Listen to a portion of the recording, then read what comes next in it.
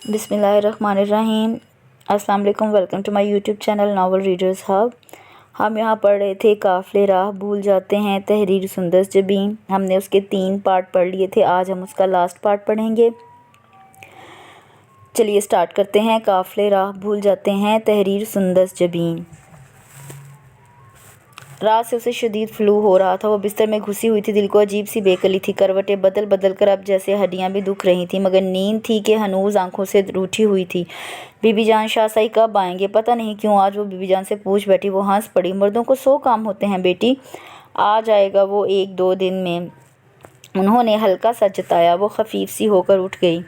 कमरे में गहरी तारीकी थी। बेड पर आड़ा तिरछा दराज वजूद गहरी नींद में था, यूं कि उसके दाएं टांग से बेड से नीचे लटक रही थी और बायां बाजू सीने के नीचे दबा होता। उसकी इस कदर गहरी नींद नुमा बेहोशी का सबब गालिबन नहीं, यकीनन वहाँ बिखरी 3-4 खाली बोतलें थीं जिनमें मौजूद मशरूब लाजमन पेट में उंडेला जा चुका था। बेडशीट पर जा बजा सलवटें थीं, बेशुमार सिगरेटों के टोटे बिखरे हुए थे और काफ़ी का खाली मग भी लटका हुआ था। करीब ही सिल्वर ग्रे चमकता हुआ सेल फोन पड़ा हुआ था, जो कि हर 2 मिनट के वक्फे के बाद ज़ोरों शोर से बजना शुरू होता था, मगर उसकी मदहोशी में कोई खलल नहीं पड़ा।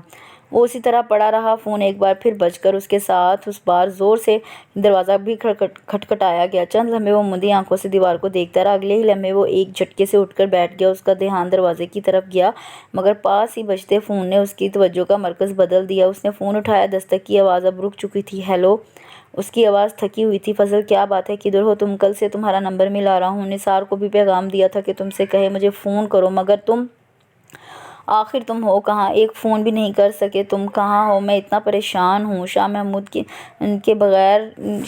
रुके बगैर उसे लताड़ रहे थे। शाह फजल की आंखें पूरी तरह खुल गईं। साथ ही साथ सारी अजियत और दर्द, एहसास जुर्म और खौफ ने यकलख्त उस पर पूरी शिद्दत से हमला कर दिया। उसका दिल चाहा वो सब छोड़ छाड़ कर किसी बिल में छुप जाए। खैरियत बाबा साईं? उसका लहजा धीमा था। शाह महमूद बुरी तरह चौंके थे। हाँ, खैरियत ही है। कल तक अपने काम निपटा कर आ जाओ। कल बैठक है, कुछ अहम फैसले लेने हैं, इसमें तुम्हारी शिरकत ज़रूरी है, उन्होंने बताया। अगर ना आ सकूँ तो? उसने कहते हुए लब भींचे थे। एक अन्नी सी सीने में गड़ी थी। नहीं, तुम्हें आना पड़ेगा, मैंने कहा ना, तुम्हारा होना नागुज़ीर है। उनका लहजा तहक्कुमाना था। शाह फजल ने कदरे तवक्कुफ़ के बाद हामी भर ली। कुछ देर इधर उधर की बातें करने के बाद उन्होंने फ़ोन बंद कर दिया, मगर एक बार फिर उसे आने की तलकीन की। वो फ़ोन हाथ में लिए साकत बैठा था। अरबिया का सामना कैसे करेगा वो? दर्द की एक लहर उसकी बाएं कनपट्टी से चलती हुई सारे सर में फैल गई। उसके गुरूर और अना पर पड़ने वाली ये चोट बड़ी कारी थी, और चूँकि पहली भी थी, इसलिए अजियत की हर हद पार कर रही थी। वो उठा और वॉशरूम की सिमत बढ़ गया। देर तक नीम गर्म पानी से शावर लेने के बाद उसकी तबीयत कुछ संभली। उसने बाहर आकर बाल बनाए और कमरे की अबतर हालत को नज़रअंदाज करता बाहर की सिमत बढ़ गया। निसार उसे लाउंज में ही परेशानी से इधर उधर टहलता हुआ मिल गया। वो उसे देखते ही उसकी सिमत लिपका। शाह साईं, आपकी तबीयत तो ठीक है ना? कल से यूँ कमरा बंद क्यों है? हवेली से बड़े शाह साईं के कितने ही फ़ोन आ चुके हैं, मैं भी सुबह से दरवाज़ा बजा रहा हूँ। आपकी तबीयत तो ठीक है ना? वो परेशानी से बोलता गया। शाह फजल ने सर्द नज़रों से उसे देखा। अगले ही लम्हे निसार का मुँह बंद हो गया। गाड़ी निकालो, हम फैक्ट्री चल रहे हैं। जो हुक्म साईं। वो सर झुकाकर बाहर निकल गया। फैक्ट्री में चंद ज़रूरी काम निपटा कर वो हवेली के लिए रवाना हो गया। जहन मुख्तलिफ सोचों की आमाजगाह बना हुआ था। जिस वक्त उसकी गाड़ी हवेली में दाखिल हुई, रात चारों तरफ अपने पर फैला चुकी थी। तारीकी में पाम और सफ़ेदे के दरख्त साकत खड़े थे और उनकी शाखें धुंध में लिपटी हुई थी। यही धुंध उसके दिल पर भी छा रही थी। वो दिल पर ढेरों बोझ संभाले मर्दार खाने की सिमत बढ़ गया। उसकी आम की खबर सबसे पहले नुजरत को हुई, जिसने सर्वेंट क्वार्टर्स की तरफ जाते हुए निसार को देखा था। वो उल्टे कदमों पलटी और उसके कमरे तक पहुंची। आहिस्तगी से दरवाज़ा बजाया। आओ नुजरत। वो दस्तक पहचान चुका था। सलाम शाह साईं, उसने अदब से कहा। शाह फजल ने चादर कंधों से उतारकर एक तरफ फेंकी और उसकी तरफ मुड़ा। अरबिया कहाँ है? नुजरत को उसकी आवाज़ में अजीब सी बात महसूस हुई। वो उसे कोई नाम न दे सकी। वो बेगम साईं के कमरे में हैं, उसने जवाब दिया। ठीक है, तुम जाओ। उसने जाने का इशारा किया। कुछ खाएंगे आप? चाय कॉफ़ी? नहीं। वो खामोशी से बाहर निकल गई। वो सोफे पर बैठ गया। साइड टेबल से गिलास उठाया और आहिस्ता आहिस्ता मशरूब उसके अंदर उंडेला। उसको आखिरी हद तक लबरेज करके उसने बोतल साइड पर रखी और एक लंबा सा घूंट लिया। फिर तेज़ तेज़ घूंट भरने लगा। उस वक्त वो दूसरा गिलास ख़त्म कर रहा था जब दरवाज़ा खुला और अरबिया अंदर आई। सलाम शाह साईं। शाह फजल ने सुर्ख नज़र उठाकर उसे देखा और तब अरबिया को इदराक हुआ कि वो किस शुगल में मसरूफ़ है। उसे झटका लगा। वो बेसाख्ता उसकी तरफ बढ़ी।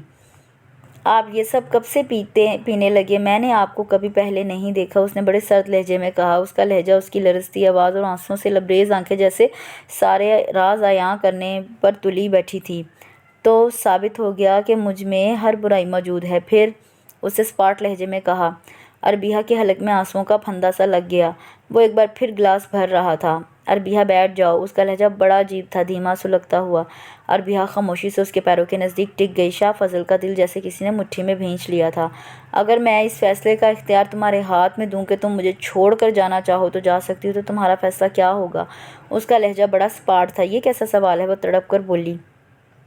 میں تمہارے جواب کا انتظار کر رہا ہوں، اس نے کہا۔ وہ پھٹ سی پڑی۔ آپ ہمیشہ مجھ سے اتنے مشکل سوال کیوں کرتے ہیں؟ آپ کو مزہ آتا ہے نا مجھے مشکل میں ڈال کر؟ وہ سسک اٹھی۔ شاہ فضل نے خالی گلاس ٹیبل پر پٹخا اور اس کا ہاتھ پکڑ کر اسے اپنے برابر بٹھا لیا۔ دونوں ہاتھ سختی سے اس کے شانوں پر جما دیے۔ میری بات کا جواب دو اربیہا، میں پاگل ہو رہا ہوں۔ اس نے وحشت سے اس کے شانے جھنجھوڑ ڈالے۔ وہ زور زور سے رونے لگی۔ میرے پاس کوئی جواب نہیں ہے، وہ سسکیوں کے درمیان بولی۔ کیوں نہیں ہے تمہارے پاس جواب؟ کیا تم آزادی نہیں چاہتی؟ کیا یہ بھی آپ کے انتقام کا حصہ ہے؟ آنسو پوچھ کر اس نے سپاٹ لہجے میں پوچھا۔ بیوقوف لڑکی، میں تو تمہیں رہائی دے رہا ہوں۔ وہ تلخی سے ہنسا۔ رہائی؟ آپ مجھے ہمیشہ کے لیے رہائی دے دیں، مجھے جان سے مار ڈالیں۔ اربیہا، تم سمجھتی کیوں نہیں ہو؟ تمہیں کیسے بتاؤں؟ وہ زچ ہو گیا۔ میں سب سمجھتی ہوں۔ آپ کو مجھے اذیت دے کر خوشی ملتی ہے، آپ کے انتقام کے جذبے کی تسکین ہوتی ہے۔ آپ میری مرضی کیوں پوچھ رہے ہیں؟ مجھے فیصلہ سنائیں جو آپ چاہتے ہیں۔ وہ زچ ہو گیا۔ اب اس کے سوا کوئی چارہ نہیں تھا کہ اسے سب کچھ سچ سچ بتا دے۔ اس نے دل کڑا کر کے اس کو سب بتانا شروع کر دیا۔ شروع سے لے کر آخر تک بنا رکے بنا چھپائے اس نے اربیہا کو حرف بہ حرف بتا دیا۔ وہ زرد چہرہ لیے اسے دیکھتی گئی۔ اس سے یوں لگ رہا تھا جیسے دیواروں اور چھتوں کا سارا بوجھ اس پر گر رہا ہو۔ وہ بلند آواز میں رونا چاہتی تھی، وہ سانس لینا چاہتی تھی، مگر اس کا وجود ملبے تلے دبتا جا رہا تھا۔ اس نے زور سے سانس لینے کی کوشش کی مگر ناکام رہی۔ اس کی آنکھوں کے گرد دھندلا غبار چھانے لگا۔ شاہ فضل کے ہلتے ہونٹ بس اسے دکھائی دے رہے تھے۔ وہ یہ ادراک کرنے میں ناکام تھی کہ وہ اب کیا کہہ رہا ہے۔ اس کا سر زور سے چکرایا۔ اس نے خود کو سنبھالنے کی کوشش کی مگر بے سود۔ اگلے ہی لمحے وہ شاہ فضل کے بازوؤں میں آ رہی تھی۔ اس کا نروس بریک ڈاؤن ہو چکا تھا۔ اربیہا اس وقت حمید لطیف ہسپتال لاہور کے وارڈ میں تھی۔ بی بی جان بینچ پر بیٹھی تسبیح پڑھ رہی تھیں۔ ان کی آنکھیں آنسوؤں سے لبریز تھیں۔ وہی مخصوص ماحول، دوائیوں کی بو سے رچا بسا، پریشان چہرے لیے مریضوں کے لواحقین، تیز تیز چلتے ڈاکٹر اور آگے پیچھے بھاگتے وارڈ بوائز اور نرسز۔ شاہ فضل کے چہرے پر جیسے چٹانی سکوت چھایا ہوا تھا۔ ڈاکٹر فیاض باہر آئے تو شاہ فضل بے چینی سے ان کی سمت بڑھا۔ آئی ایم سوری شاہ صاحب، ہم آپ کے بیبی کو نہ بچا سکے۔ شاہ فضل کے سر پر جیسے آسمان ٹوٹ پڑا۔ وہ ساکت سا انہیں دیکھتا رہا۔ آپ کی مسز کو اچانک کوئی گہرا صدمہ پہنچا ہے جس کی وجہ سے ان کی یہ کنڈیشن ہوئی۔ ہم نے پوری کوشش کی مگر جو خدا کی مرضی۔ وہ اس کا شانہ تھپ تھپا کر آگے بڑھ گئے۔ آج ایک اور جرم تمہارے کھاتے میں درج ہو گیا شاہ فضل، کوئی اس کے اندر چلایا تھا۔ وہ تھکے ہوئے انداز میں بینچ پر گر سا گیا۔ اس کی آنکھوں میں ریت سی چبھ رہی تھی۔ کیا ہوتا اگر میں ابھی اسے نہ بتاتا؟ مگر میں یہ برداشت نہیں کر سکا، یہ بوجھ نہیں ڈھو سکا۔ سوچا اسے اتار کر پھینک دوں جتنی جلدی ہو سکے۔ یہ بھی نہیں سوچا کہ وہ اسے سہار پائے گی یا نہیں۔ کیا مجھ سے بڑھ کر کوئی خود غرض ہو سکتا ہے؟ اسے اپنے آپ سے شرم آئی۔ بی بی جان اب نرس سے پوچھ رہی تھی جو ان کو ان کی زبان میں بتا کر آگے چل دی۔ اس نے بی بی جان کی سسکیاں سنی۔ اس کا دل چاہا خود کو شوٹ کر لے۔ وہ جھٹکے سے اٹھا اور لمبے لمبے ڈگ بھرتا باہر نکل گیا۔ وہ کسی کا سامنا کرنے کی کنڈیشن میں نہیں تھا، اربیہا کا تو بالکل نہیں۔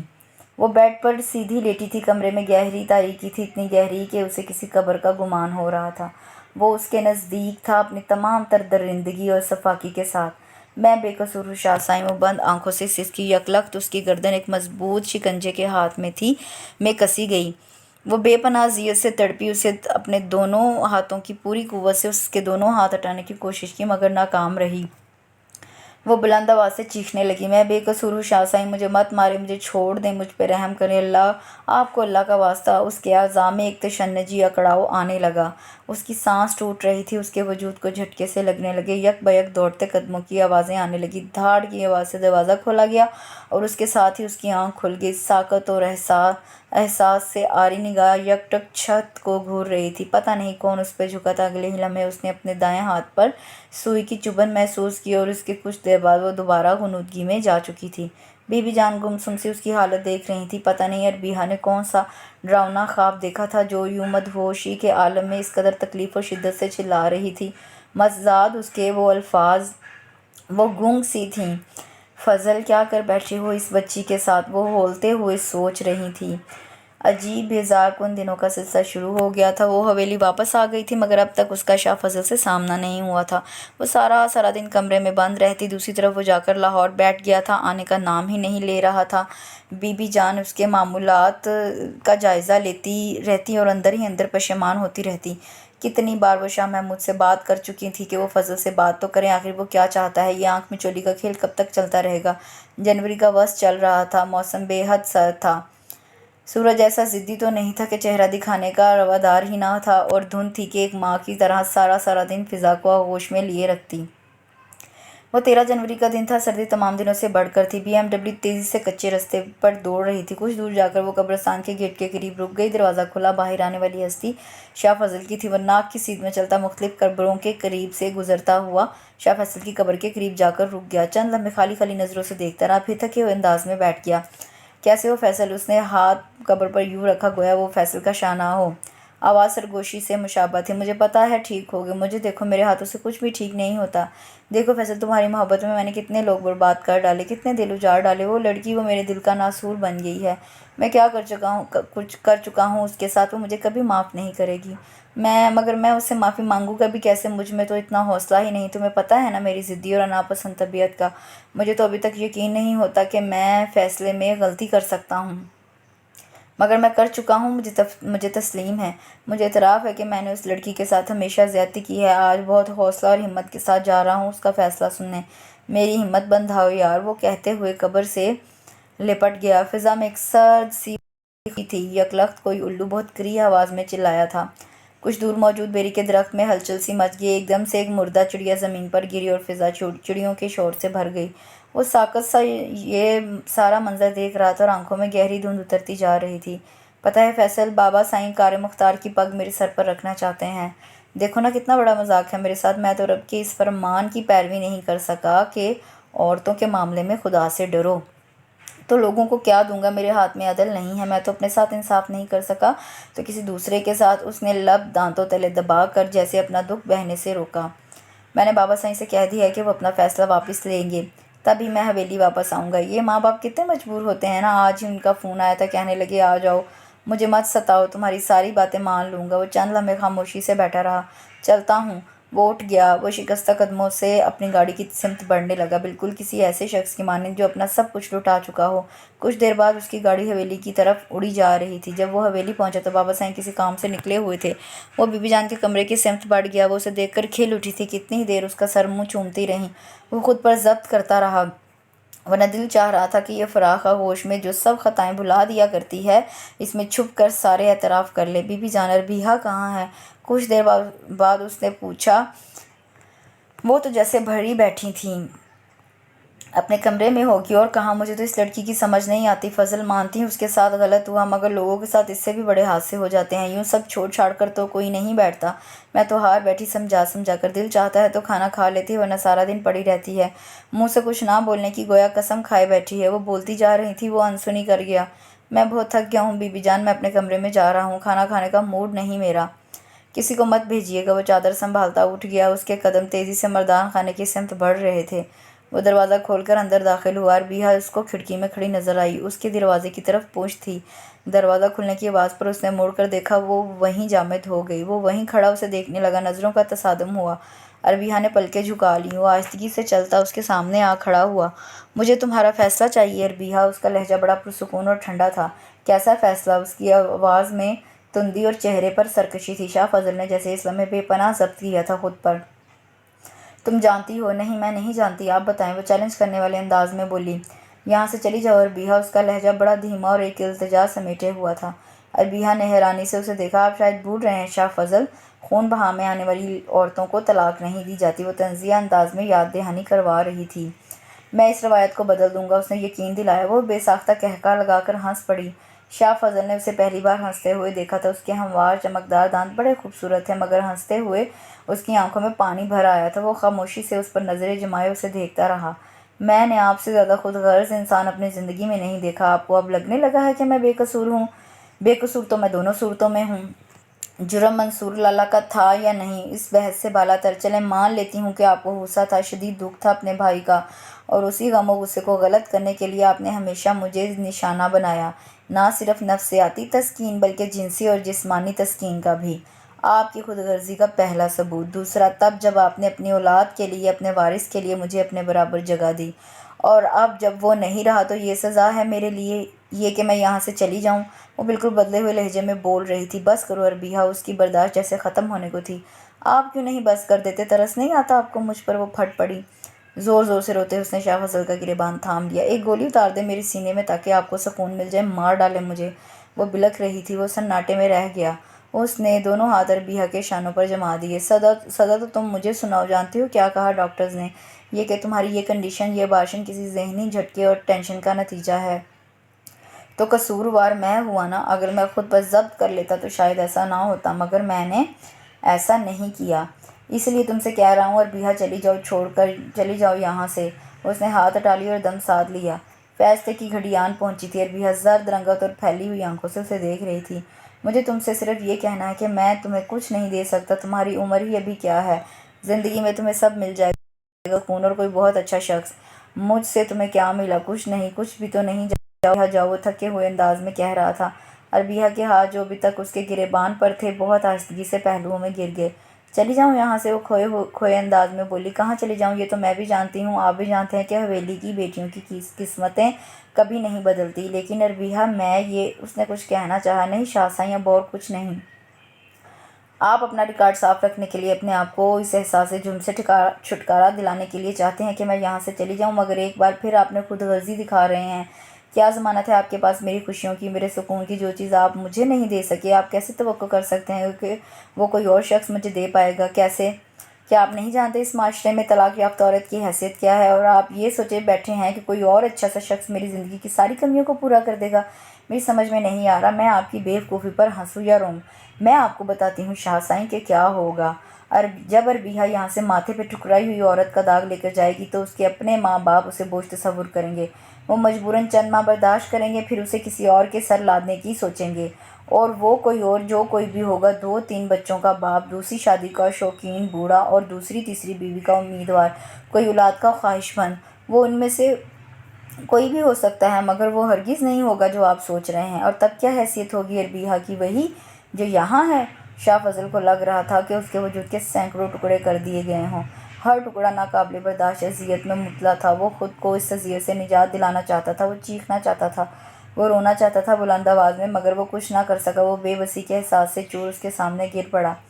دیکھو اربیہ، میں کتنا کنگال ہوں، میرے پاس کوئی اچھا عمل، کوئی نرم بات اور کوئی خوبصورت رات نہیں ہے جس کی بنیاد بنا کر میں تمہیں کہہ سکوں کہ تم یہ لے لو، اس کے بدلے مجھے معاف کر دو۔ میں تو اس قابل بھی نہیں کہ تم سے معافی مانگ سکوں۔ وہ لمبا چوڑا مرد، وہ حاکم، پھوٹ پھوٹ کر رو رہا تھا۔ وقت کا کیسا الٹ پھیر تھا۔ وہ خاموشی سے روتی رہی جیسے کچھ کہنا چاہتی ہو۔ ایک بار پھر ایک تاریک اور سیاہ رات ان کے درمیان آ رہی تھی۔ گزری راتوں کی مانند اس میں سختی نہیں تھی، جبر نہیں تھا، اذیت نہیں تھی۔ وہ بیڈ پر ندی کے 2 کناروں کی مانند دراز تھے، اور کوئی نہیں جانتا تھا وہ کب ملنے والے تھے، ملنے والے بھی تھے یا نہیں۔ زندگی ایک بار پھر اپنی ڈگر پر رواں دواں ہو گئی تھی۔ وہی پرانی ڈگر، وہ اسی طرح اس کے آگے پیچھے پھرتی، اس کے کام کرتی، اس کے پیر دباتی، مگر رات ہوتے ہی کسی سنڈریلا کی مانند بدل جاتی، خاموشی سے تکیہ اٹھاتی اور بیڈ کے دوسرے کنارے پر دراز ہو جاتی، اور وہ صرف لب چبا کر رہ جاتا۔ وہ اس فاصلے کو پاٹنا چاہتا تھا، مگر ایک چیز مانے تھی، اور وہ تھا اربیہ کا گریز۔ وہ جانتا تھا وہ اس سے بچ رہی ہے۔ وہ اب تک بڑے ضبط اور حوصلے سے خود پر قابو پا رہا تھا، مگر کب یہ پیمانہ لبریز ہو جائے کوئی نہیں جانتا تھا۔ ان بیزار کن اور سرد مزاج دنوں میں ایک حیرت انگیز بات ندرت کے لیے نثار کا پرپوزل تھا۔ بی بی جان نے ندرت کے سرپرست کی حیثیت سے ہاں کر دی تھی۔ دونوں ہی شاہ فضل کے ملازم خاص کی حیثیت رکھتے تھے، اس لیے اسے بھی کوئی اعتراض نہ تھا۔ وہ 15 جنوری کا دن تھا۔ صبح سے ہی فضا دھند آلود تھی، سرد ہوا گویا ہڈیوں میں گھس رہی تھی۔ شاہ فضل معمول کے کام نمٹا کر لوٹا تو اربیہ اس کے لیے چائے لے آئی۔ اس نے تشکرانہ نظروں سے اسے دیکھا۔ اسے اس وقت چائے کی شدید طلب ہو رہی تھی۔ رات جب وہ اپنے ارد گرد ڈھیروں کاغذات پھیلائے بے حد مصروف تھا، اربیہ نائٹ سوٹ بدلنے کے بعد ڈریسنگ ٹیبل کے سامنے بیٹھی بال بنا رہی تھی۔ دروازہ بجا کر ندرت اندر آئی۔ وہ دونوں کے لیے گرم دودھ لائی تھی۔ سلام شاہ سائیں۔ اس نے دودھ سائڈ ٹیبل پر रखते हुए कहा। जवाबन उसने सिर्फ सर हिलाने पर इक्तफा किया। वो वापस जाने के लिए मुड़ी ही थी कि शाह फजल ने आवाज़ दी, जी साईं, मुझे तुमसे निसार के बारे में बात करनी है। उसने कहा। नुदरत का रंग फक हो गया। क्या बात है साईं? वो हकला गई। एक झमाके से उसके दिमाग में अरबिहा की शबीहा लहराई। वो भी तो उससे ऐसे ही डरती थी, लेकिन हैरानी की बात तो ये थी कि आखिर नुदरत क्यों डर रही है। तुम खुश हो इस शादी से? संजीदगी से पूछा। बेगम साईं खुश हैं, आप खुश हैं, मेरे लिए उससे बड़ी खुशी क्या होगी। वो आंसू छुपाने के लिए तेज़ तेज़ पलकें झपकाने लगी। बात हमारी खुशी की नहीं, ज़िंदगी तुम्हें गुजारनी है, वो समझाने वाले अंदाज में बोला। अरबिया ने ब्रश करते हुए इस्तेहज़ाई अंदाज में इस ब्रॉड माइंडेड इंसान को देखा। नुदरत खामोशी से खड़ी रही। शाह फजल खोजने वाले अंदाज में उसका जायज़ा लेता रहा। ठीक है, जाओ। उसके जाने की इजाज़त दी। वो पलटी और सर झुकाकर बाहर चली गई। उसके जाने के बाद वो उठा, दरवाज़ा लॉक किया, आतिशदान के पास धरी इजी चेयर पर आकर विराजमान हो गया। जलती लकड़ियों और भड़कते शोलों का जायज़ा लेते हुए सोच रहा था, उसका दिल भी तो ऐसे ही जल रहा था। अरबी का ग्लास उठाकर उसके पास चली आई।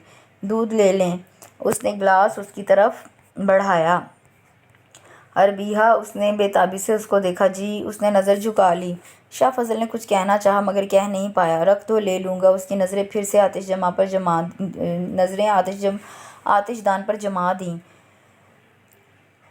अरबिहा ने बिना कुछ कहे ग्लास रखा और बड़ी सी स्लाइडिंग विंडो के पास जाकर खड़ी हो गई। लॉन तारीक और धुंधला था, बिल्कुल उसकी किस्मत की तरह। वो खामोश अंधेरे में कुछ खोजती रही। मतला साफ नहीं है, लगता है बारिश होगी। शाह फजल की आवाज़ पर वो चौंकी। पता नहीं वो कब उसके पास आ खड़ा हुआ था। पता नहीं। वो मध्यम आवाज़ में बोली, मैं सोच रहा हूँ कि कल मलिक हाउस चलें। अरबिहा ने हैरानी से उसे देखा मगर कुछ कहा नहीं। तुम्हारा क्या ख्याल है? उसने अरबिहा को बोलने पे उकसाया। वो इतना खामोश रहती थी कि उसे बात करने पर मजबूर करने के लिए वो कितनी ही देर लायानी बातें करता रहता था। जैसे आपकी मर्ज़ी, वो आहिस्तगी से बोली। शाह फजल को उसकी फरमाबरदारी से अजीब सी वहशत हुई। आओ सो जाओ, रात बहुत हो गई है। वो बेड की सिमत बढ़ गया। वो उसकी तकलीद करती हुई बेड के नज़दीक आ गई। वो नीम दराज हुआ तो उसके पैर दबाने के लिए उसके पांति बैठ गई। उसके हाथों की नरमी से शाह फजल के पैरों को छुआ तो एक सुकून उसके अंदर तक उतरता चला गया। उसने बगौर अरबिहा को देखा। वो गुलाबी नाइट सूट में थी, बालों को छोटे से हेयरबैंड में समेटे, रंगत में जर्दियाँ लिए हुए, आंखों के गिर्द गहरे हल्के और पपड़ी ज़दा होंठ। दर्द की एक लहर उसके दिल में उठी और सारे वजूद में फैल गई।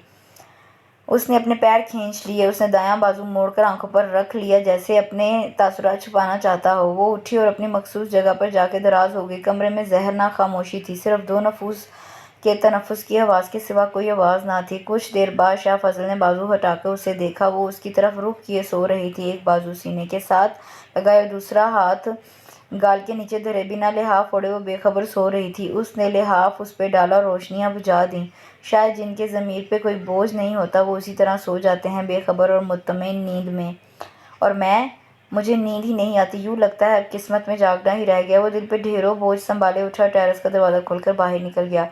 टेरेस तारीकी में डूबा हुआ था। सर्द हवा जिस्म के आर पार हो रही थी। वह खामोशी से टेरेस पर रहा। रात कतरा कतरा भीग रही थी। वह हर एहसास से बेनियाज दूर तारीकी में जाने क्या खोज रहा था, जाने कितना वक्त बीता। वो थक कर उठा और अंदर वापस जाने के लिए कदम बढ़ाए थे कि लम्हा भर ठटक सा गया। उसे यूं लगा जैसे कोई सर्वेंट क्वार्टर से निकलकर लान के खारजी दरवाजे की तरफ जा रहा हो। उसे तारीकी में आंखें फाड़ फाड़ कर देखा। बहुत दूर से खुश्क पत्तों पर चलने की मध्यम सी आवाज़ आ रही थी। उसे एसपी अब्बास की बात याद आई। पीठ में छुरा घोंपने वाले अपने ही होते हैं, अपने इर्द गिर्द खसूसी नज़र रखिए। वो तेज़ी से वापस पलटा और कमरे से अपना रिवॉल्वर निकाल लाया। स्याह चादर मजबूती से अपने गिर्द लपेटते हुए उसने स्लीपर वहीं उतार दी और तेज़ी से उस सिमत बढ़ने लगा। अचानक बादल गरज उठे, बिजली कड़की और तारीकी में एक पल को रोशनी सी फैल गई। इस रोशनी में एक दरख्त के नीचे खड़े दो साहिब फ़ौरन उसकी निगाह में आ गए। वो एहतियात से उनके सिमत बढ़ने लगा। कुछ नज़दीक पहुंचकर उसने खुद को एक दरख्त के तने की आड़ में छुपाया और सर निकालकर माहौल का जायज़ा लेना चाहा।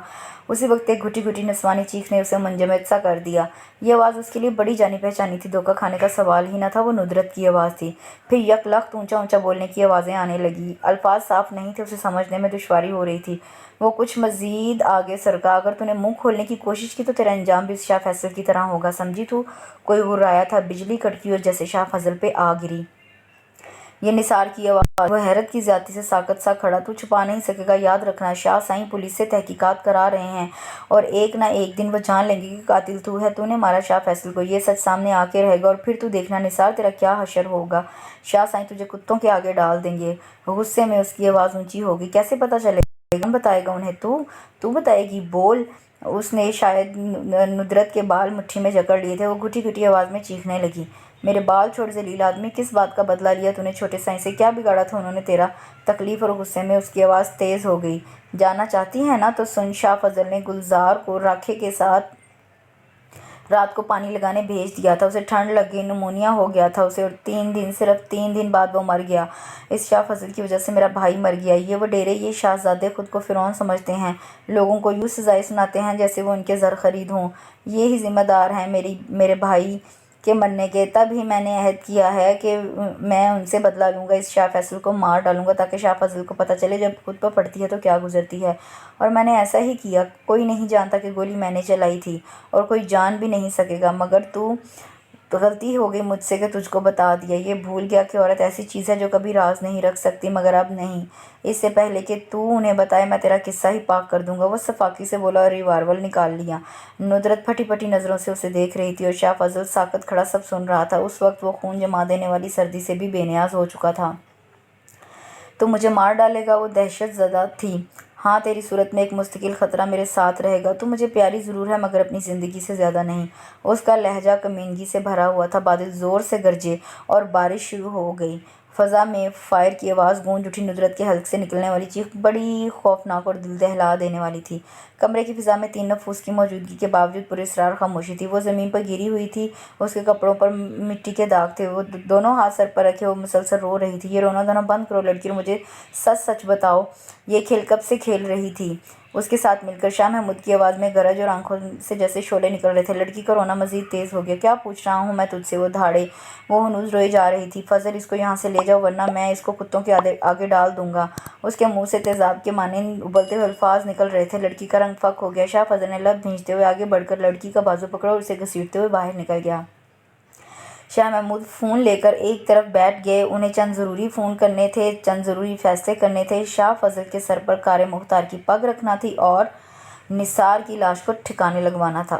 وہی لوگ تھے، لوگ میرے قدموں سے زمین کھینچ رہے ہیں، جو لوگ میرے قد کے برابر نہیں آتے۔ وہ کسی بپھرے ہوئے شیر کی مانند ادھر ادھر چکر کاٹ رہا تھا۔ آنکھوں کی سرخی گہری ہوتی جا رہی تھی۔ وہ رک گیا، چند لمحے دہکتی ہوئی نظروں سے اسے دیکھتا رہا، پھر ایک دم اس پر جھپٹ پڑا۔ تھپڑ اس کے چہرے پر مارتے ہوئے اس نے دائیں ہاتھ سے اس کی گردن دبوچ لی۔ اگر میں فائر نہ کرتا تو وہ تمہیں ختم کر دیتا، جانتی ہو؟ بتاؤ مجھے، بولو، کب سے جانتی تھی تم؟ وہ گھررایا۔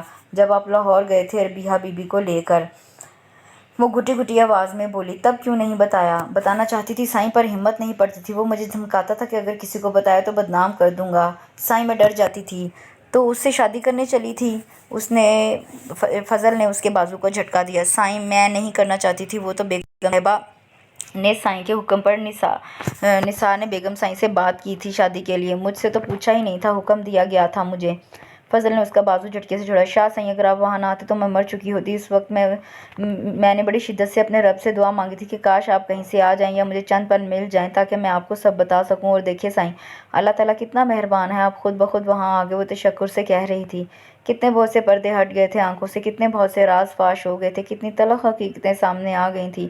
اگر وہ فائر نہ کرتا تو نثار ندرت کو بھی موت کے منہ میں بھیج چکا ہوتا اور شاہ فیصل کے اصل قاتل کا معمہ کبھی حل نہ ہوتا۔ منصور ہنوز مجرم رہتا اور اربیہا کل پنچایت بیٹھ رہی ہے، کیا بیان دوگی؟ شاہ فضل نے ٹھوس لہجے میں کہا اور ندرت نے سر جھکا لیا۔ تب ہی اربیہا وہاں آ گئی۔ نثار کی موت کے بارے میں اس نے سرسراتے ہوئے لہجے میں کہا۔ ندرت خاموشی سے اس کی آنکھوں میں دیکھتی رہی۔ کمرے میں موجود خاموشی مزید پراسرار لگنے لگی۔ اس نے میری عزت پہ ہاتھ ڈالنے کی کوشش کی تھی اور آپ اگر وہاں نہ آتے تو وہ اپنے گندے ارادوں میں کامیاب ہو جاتا۔ آپ کو دیکھ کر اس نے پستول نکال لیا۔ وہ پاگل ہو رہا تھا کہ اگر آپ اسے نہ مارتے تو وہ سب ختم کر دیتا۔ ندرت کا لہجہ بڑا مستحکم تھا۔